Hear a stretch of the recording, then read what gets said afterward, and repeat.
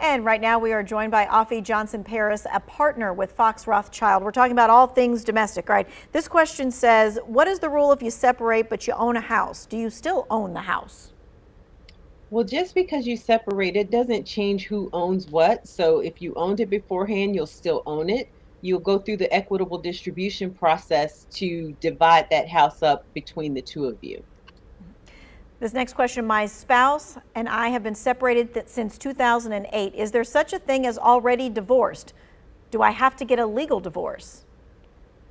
The only divorce you can get is through a court order. So you absolutely need to do that.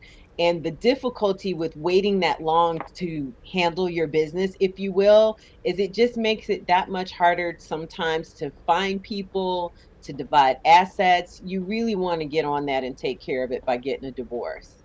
All right, so this is kind of a follow-up. This person says they got a legal separation agreement about 35 years ago, but never followed up with the divorce.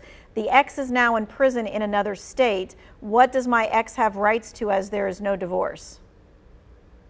Well, I mean, they're still your spouse. So any rights that come along with being your spouse that you didn't dispose of in the separation agreement, they're going to have. So you might want to go ahead and get divorced.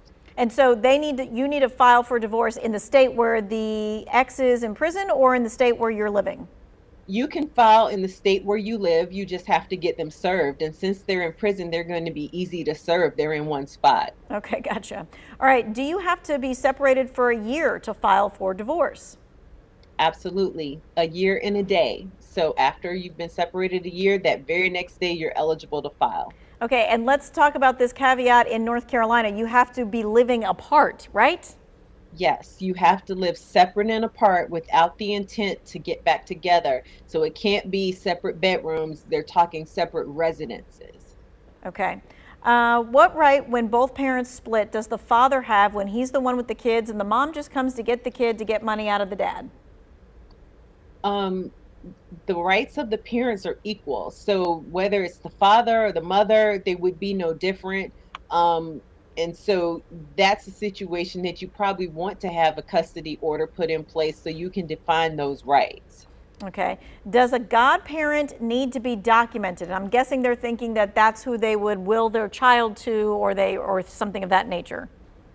Well, I mean, godparents don't have any legal standing. They're sort of like play cousins or aunts and uncles. And so if what your intent is to make that person a guardian of your child, then that's something that you would want to express that intent in a will, so that the court could look at that and consider that person as someone you would have wanted to go to have custody of your child. Okay, we've got 1 minute. If one party will not sign a document, then what happens when the property, once the divorce is final and it's sold? Well, I mean, it depends on how you came to that spot, but if you have a court order and you've gone through equitable distribution, the court has the power to step in if the other party is not doing what they're supposed to. So you can actually get around them sometimes to get property sold and documents signed by court order if the person is not cooperating. Gotcha. Okay, thank you so much for your time and your expertise. We appreciate it. I love it that we actually get to hear from the expert instead of what people think should be done, right? My pleasure. Thank Thanks you for so having much. me. All right, if you missed any of this, this is going to be posted in the Two Wants to Know section of our website.